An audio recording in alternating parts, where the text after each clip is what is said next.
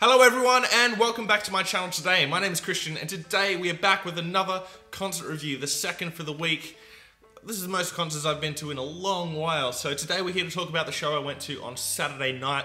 It was All Time Low live at the Hordern Pavilion in Sydney, supported by Neck Deep and the Maine, and I was so excited for this show. I've seen all over Twitter people from the States who I know who are just completely jealous of this whole package, and now they know how I feel seeing all of the US tours that get announced all the time. So going into this, I was really nervous I was going to miss the beginning of the Maine because it was such a massive line outside, and it took about half an hour to get in, and I got in with minutes before the Maine came on, which was just so frustrating to me because I had a very big feeling they were going to open up with my favourite song of the year, Black Butterflies and Deja Vu, which is not only my favourite song of the year, probably one of my favourite songs of all time.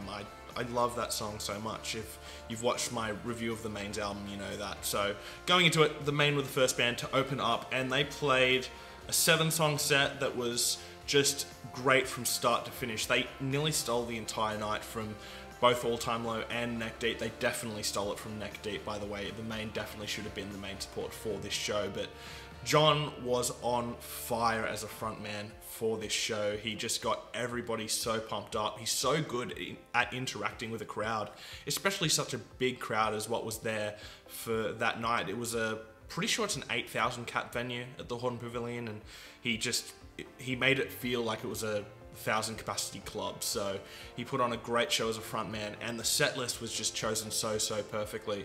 I really do wish they'd played one more song from Lovely Little Lonely. Maybe if they'd played Do You Remember, that would have been really good, because I really want to see that song live, but I've no doubt they'll come back and do a Lovely Little Lonely tour over here. But so they opened up with Lovely straight into Black Butterflies and Deja Vu, which is just the perfect opener for a set. Gets everybody pumped up. It's nice and fast, and then it has those heartfelt choruses which sound absolutely massive, especially in the arena setting that we were watching them in. And so they went straight from that. I've got the set list on my phone. So they went straight from Black Butterflies and Deja Vu straight into Am I Pretty, which is one of my favorite songs off of American Candy. They played a lot from American Candy in this set. They played 3 out of the 7 songs were from that album, I'm pretty sure. If let me just check that. Yep, 3 out of 7 songs. And then 2 were from Lovely Little Lonely, and then there were 2 other songs in there as well. So they went from Am I Pretty into Like We Did, which was really fun. Not a song that I'm hugely familiar with, but one that I really love. I just don't know all the lyrics to it, so I couldn't sing along to the whole thing. Then they played Girls Do What They Want, did the thing where they bring a guy on stage for the final chorus. Absolutely, so much fun. They always seem to choose the guy out of the crowd who doesn't know the song, which is so weird to me that, you know, I know it's hard to pick out someone who you can see is obviously a fan, but they got to start doing a better job at that, because there were obviously some Maine fans there that would have loved to be the ones to go up on stage, and instead it just went to somebody who only knew Bad Behaviour. And then they played Diet Soda Society and English Girls, and then they closed up with Bad Behaviour. They absolutely put on a spectacular show. I can't wait to see them come back and do their full show with the lighting show that they usually have, and they actually had really good sound for a venue that is notorious for having bad sound. So the Maine were the perfect start to the night, and as soon as they finished I had to go and buy a shirt. So they did an absolutely great job. Next up were Neck Deep, who didn't do quite as good of a job. They were pretty lackluster. They didn't have the best sound of the night. The sound actually hindered them quite a lot, but the thing that really got me with them was that their frontman just seemed bored.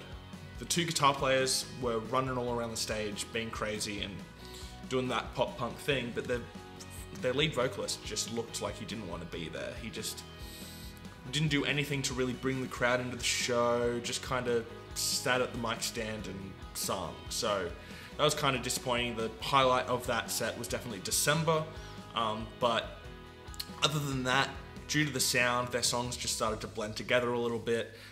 They played quite a lot of songs. They played what I thought would probably be a headline set from them, because they just played so many songs. They just didn't stop. So there was no real room for crowd interaction in between songs, or even during the songs. There were no like breaks to get everybody pumped up or anything. So they didn't really do a great job of trying to interact with the crowd. They just kind of stood there and played their songs. And yeah, so I would have liked to have seen a bit better of a frontman performance from their frontman, but unfortunately he didn't do that. So pretty disappointing set from Neck Deep, a band who I'm not hugely familiar with, I'll be honest, but one that I was really excited to check out and really wanted to go and see them to be convinced to check them out more, and unfortunately they did the opposite, and I kind of left feeling like I didn't really have any motivation to go and check out their material, so that was disappointing. So then next up were obviously the headliners All Time Low, who played probably the best live set I've ever seen from them. I haven't missed a show of theirs since the Nothing Personal cycle, and they put on what was definitely the best show I've seen from them. They chose an absolutely great set list. They brought their whole production along. It was the biggest show they've ever played in Australia, the Sydney show, and they brought their full production, full lighting rig. They've got the best lighting guy in the game in Jeff Maker, who did an absolutely phenomenal job all night, and they had perfect sound. It's probably the best sound I've heard in this venue, and I've been to this venue a lot. It's usually got really bad sound, so I was kind of dreading that, but All Time Low, their sound guy did an absolutely amazing job in that venue. So they opened up surprisingly with Weightless, which was completely unexpected. Didn't expect them to start the set with such a big song, but it was the perfect way to open up the set. It got everybody, both fans of the old stuff and the new stuff, straight into the set, and it was a really, really great opener, especially with Alex coming out and starting it just solo, just him and a guitar. It was really cool.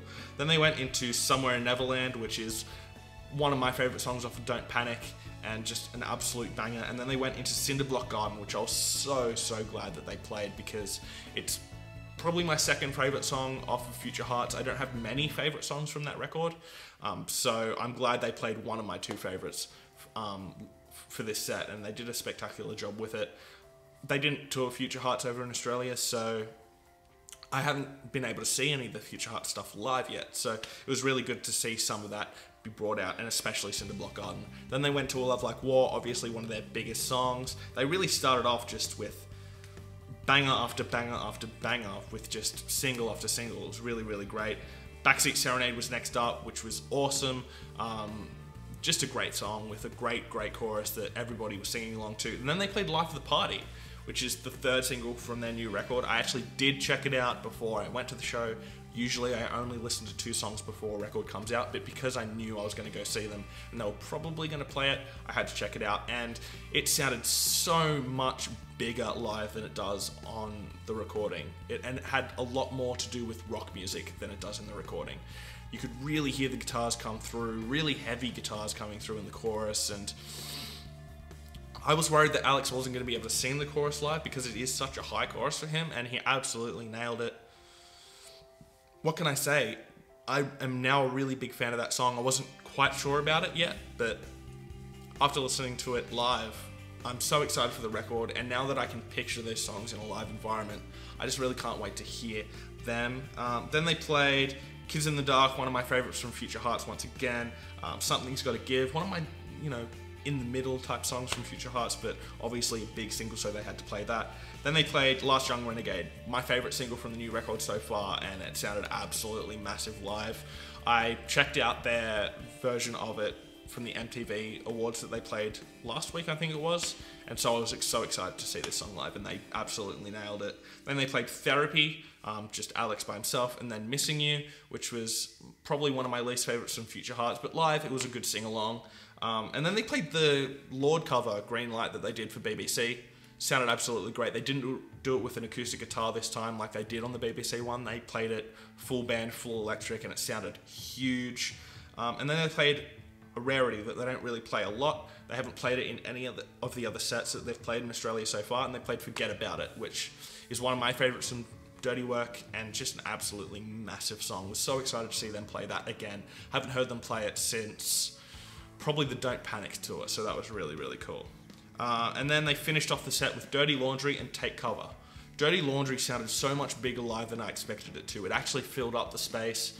Maybe just the recordings I've seen so far have just been mixed badly, but it sounded really, really good in a live environment. And then they played Take Cover, which I didn't really expect to be a song that they would play live very often or at all. I thought it would just be a song that was on the straight to DVD 2 bonus CD or whatever, and that it would just be a throwaway song. But no, apparently it's a major part of their set now with it closing the main set, and it sounded good. I haven't listened to that song enough to really know it that well, but it sounded alright. It wasn't the big song that I would have liked to have seen them close the set off with, but it was a good song.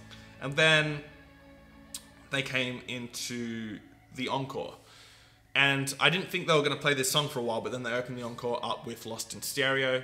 Really great song, obviously, one of their biggest songs of their entire careers, and just sounded great live, as it always does. I've seen the song live so many times now, but it never gets old. Then they played JC Ray, which I didn't expect them to play.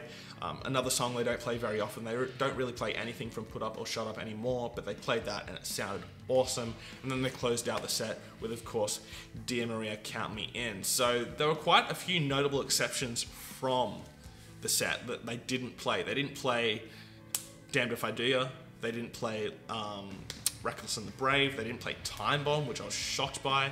I would have loved to have seen them play Guts. That's one of my favorite. That's maybe my favorite all-time low song of all time. So I would have loved to have seen that song live again. But other than that, they pretty much covered every album except for the first one, of course, because it's kind of a throwaway album that nobody remembers. But they covered basically every album and just played a really great, solid set that had a great lighting show, absolutely massive sound, and was absolutely my favorite all-time low set I've seen.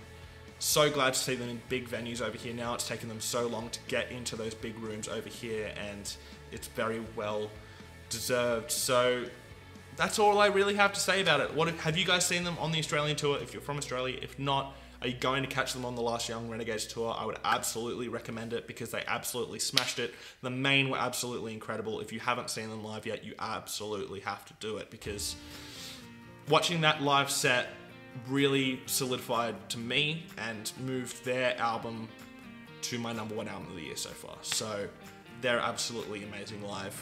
But All Time Low absolutely smashed it and didn't allow the support band to overshadow them, which is a big feat, especially with the Maine being there. So yeah, did you guys see the set? Have you been to any of the Last Young Renegade shows, or are you going? What do you expect to see? Let me know down below. And what do you hope they play when you see them? So yeah, thanks for watching my video today, guys. Please hit subscribe down below, and I'll see you next time. Fresh Currents.